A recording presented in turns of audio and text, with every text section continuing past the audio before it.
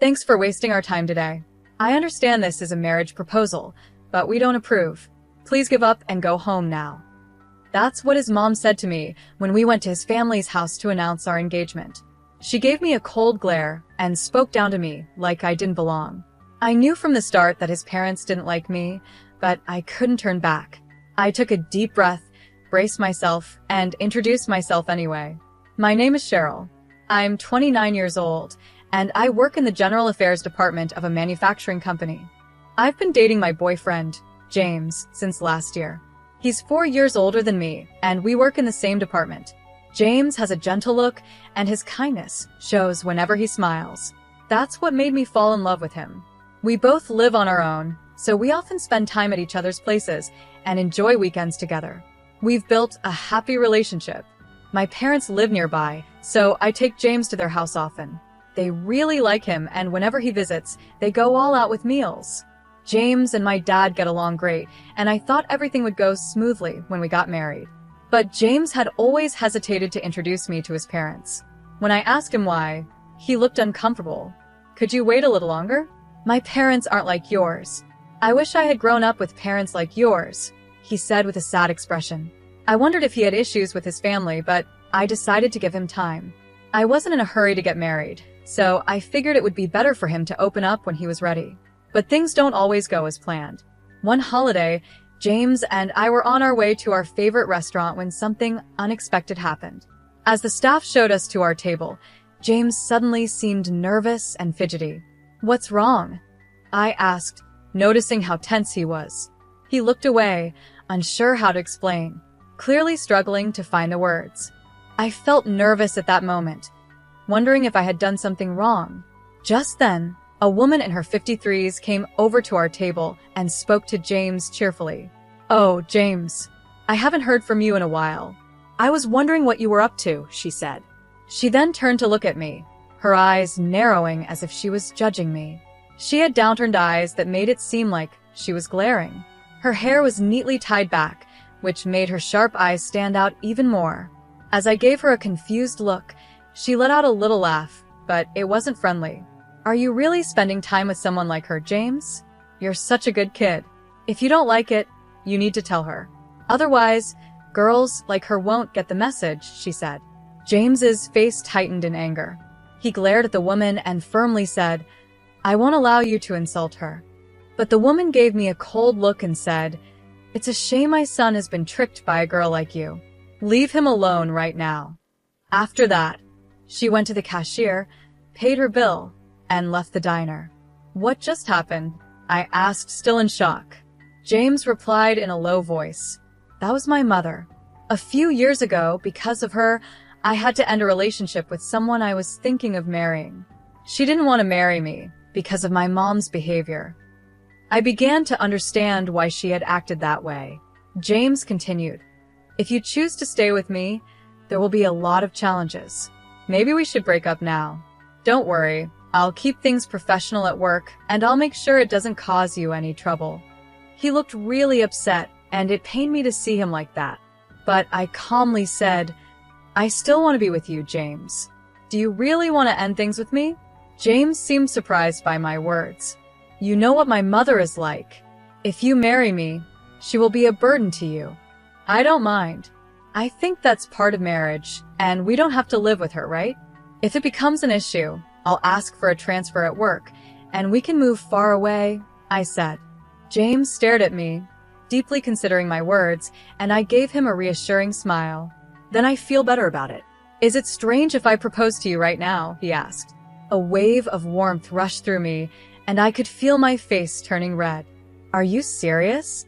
I asked, feeling a bit embarrassed. Yes, of course. I want to spend my life with you, I said, my cheeks growing hotter. I feel a bit like you've beat me to it, but I'm really happy. I want to be with you forever, James said with a smile, and I finally felt relieved.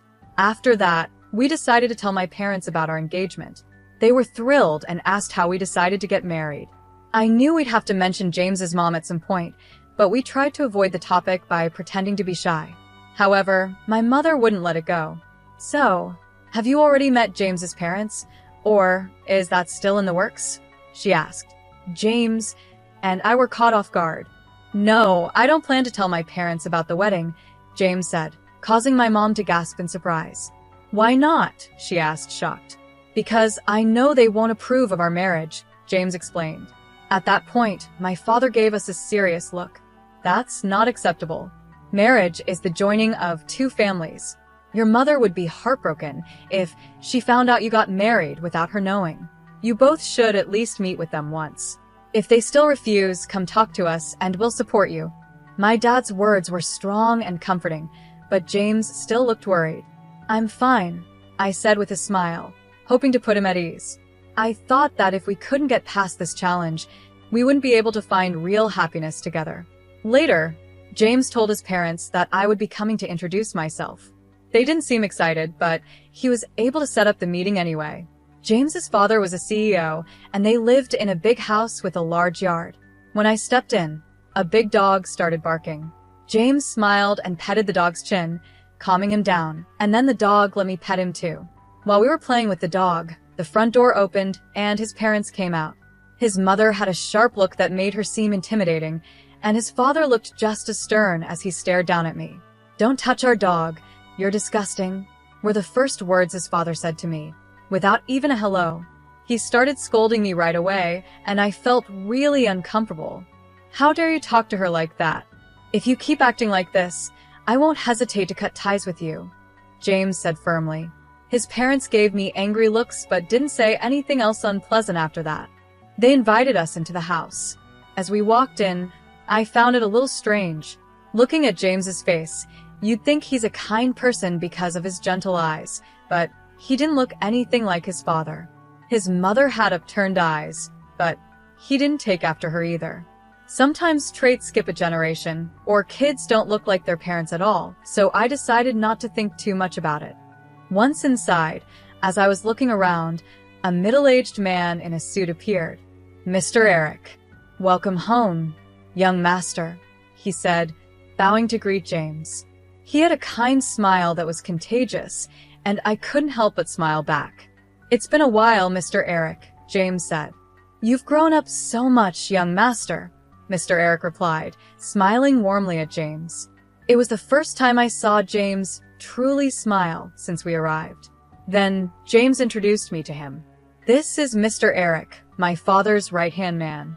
Honestly, he's more like a father to me than my real dad. My father never paid much attention to me, so Mr. Eric was the one who took care of me. You're the boss's son." "I was just doing my job," Mr. Eric said modestly. "But you've always had a soft spot for me, haven't you?" James added with a smile. "I like you more than my father."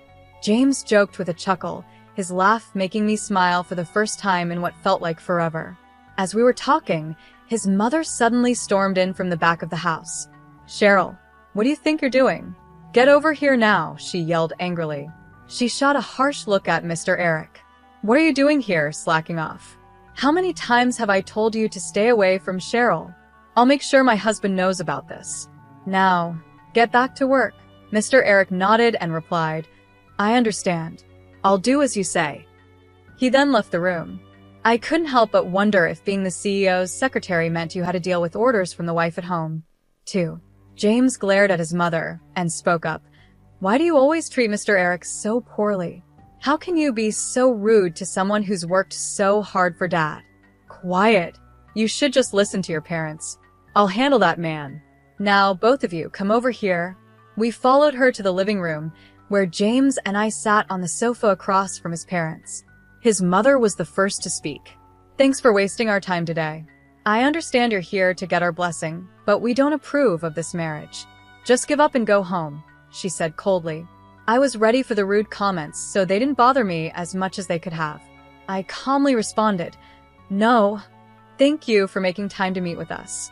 James and I love each other, and it's natural for two people in love to get married, don't you think, father, mother?"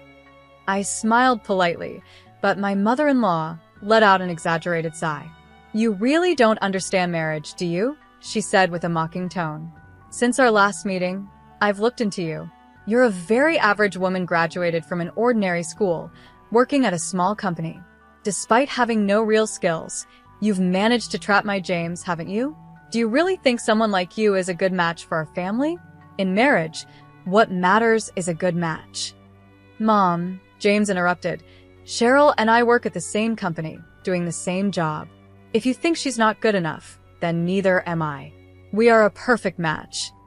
You're different, James, his mother snapped back.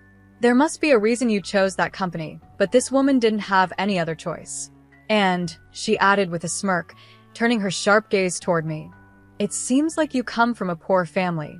After our money, are you? My blood boiled at my mother-in-law's comments. I had promised myself I wouldn't let anything she said get to me, but when she insulted my parents, I couldn't hold back.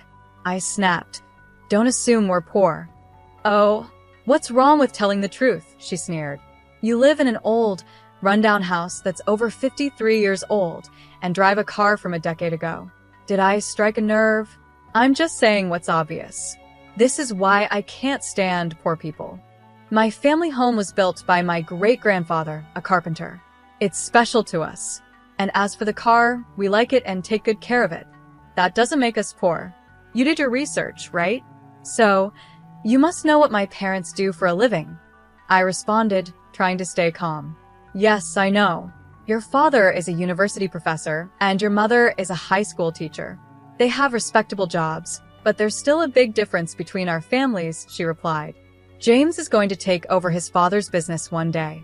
Don't think for a second that the daughter of mere educators is good enough to marry my son.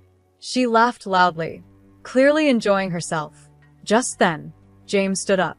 His face, normally gentle, had turned into something I had never seen before, cold and furious. This is pointless. I'm cutting ties with you.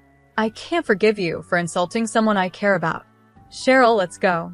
There's no reason to stay here anymore, he said, grabbing my hand as we left the house. I'm sorry, he said quietly as we walked away. I'll explain everything to your parents. Please don't say you won't marry me. I nodded, unable to speak. We went straight to my parents' house and told them what had happened. James had anticipated something like this might happen, so he had brought a voice recorder. Everything his mother said was recorded. After listening, my parents thought for a moment and then spoke. Yes, the way his mother talked was awful, but you two are giving up too easily. We'll help you come up with a plan. So keep preparing for the wedding, my father said. If you've both decided to marry, you don't need their approval. But it would still be better if you could get James's parents' blessing, my mother added calmly. Hearing their words gave us hope, and we nodded in agreement. We decided to leave the situation with James's parents to my family and focus on planning our future together. 2 months later, my parents called us and James and I visited my family home. When we arrived, we saw James's parents and Mr. Eric sitting around a small table. As we joined them, the room felt a bit crowded. I thought James's parents might make rude comments again, but they stayed quiet. My father was the one who filled us in on what had been discussed while we were away. James's parents looked into our family, so we decided to do some investigating as well. My father began. His parents married 32 years ago after his mother became pregnant. At that time, his father had just started his company. Mr. Eric, who was an ordinary employee back then, supported his father with dedication. As my father continued, James interrupted. That's all well known in our family. Mr. Eric started as a regular employee but was promoted to my father's personal assistant because of his hard work. My mother mostly raised me on her own while my father struggled to manage the company. It seems Mr. Eric supported not just my dad but my mom, too. My father nodded, acknowledging James's words. Then he said, Mr. Eric did indeed support your family with great dedication. Now, let me shift the conversation a bit. I'm a genetic researcher at the university. Genetically, children inherit half of their DNA from each parent. Even if a child looks very different from their parents, they still receive half of their genes from each one. James gave my father a puzzled look, and I was also confused about where he was going with this. My usually calm father had a serious expression as he addressed James's parents. Please listen carefully. I hired a detective to conduct a background check on your family. Your father works hard, and Mr. Eric has always been there to help. Your mother is fully devoted to housework. It's quite admirable. But when I looked at your family photos, something didn't add up. Neither of your parents have a widow's peak, but you, James, do. This trait is dominant, meaning a child with a widow's peak can only inherit it from a parent who also has one. And don't you think James looks quite a bit like Mr. Eric? Especially with the drooping eyes and widow's peak? That's why I called your parents here today to discuss this. As my father finished explaining, James looked at his parents and Mr. Eric in shock, unsure of what to say. I am a French teacher, just like my mother, and I'm good at French. I never noticed anything different about their foreheads, and even if I did, I'm no expert in genetics. After a long silence, James's father finally spoke. 40 years ago, I was so focused on my work that I neglected my family completely. Then my wife told me she was pregnant. What she didn't know was that I had been hiding my infertility from her. When I found out about her affair, I was furious, and she was just as angry at me for keeping my infertility a secret. After a huge argument, I told her that if I raised her child as my own, I would forgive her. In return, she promised to forgive me for hiding the truth. I made Mr. Eric my personal assistant to keep him close, hoping to stop any further affair between them. After spilling everything, James's father sat there, looking empty, as if all the life had drained from him. Meanwhile, James's mother started to cry. I loved Mr. Eric. I wanted to raise James with him, she sobbed. James is a precious child I had with the man I truly loved.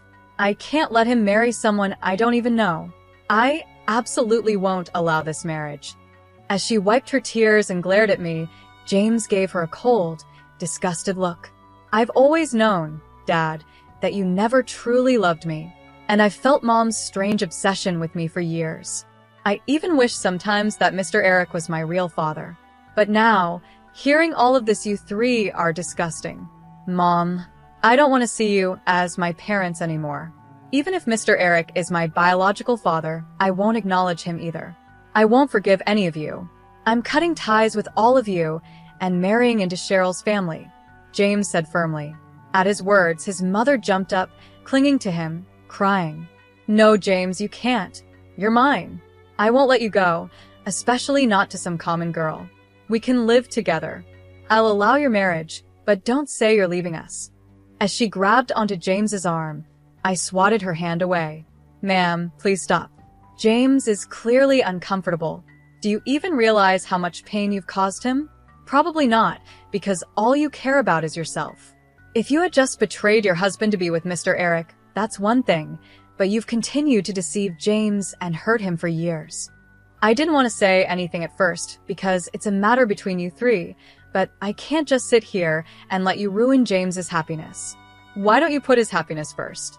If you don't like me, that's fine, but if you're only trying to control him, you're failing as a mother. From now on, I'll make James happy, so please don't stand in our way. After I said that, his mother started crying again, calling me cruel, but Mr. Eric was there to comfort her. We decided to talk about the future later. A few days later, James's parents officially apologized to us and my parents. They finally accepted our marriage, and James and I turned in our marriage certificate. James moved into my house, and we started our life together. In the end, James's father couldn't forgive his wife's affair. Even though it was too late to ask for compensation, they divorced and split their assets. Mr. Eric also resigned and moved far away with James's mother. Her luxurious life came to an end, and she was forced to live the kind of life she always looked down on. She sometimes sends letters asking James for money, but he ignores them. He has cut all ties with his father since they aren't biologically related, and he has no intention of becoming Mr. Eric's adopted son. Legally, he's still his father's son, but they seem to have accepted that. After Mr. Eric resigned and James's mother was no longer around to support him, the performance of James's father's company dropped. He stepped down, and no one knows where he went after that. A year after marrying James, I noticed that his parent house was up for sale.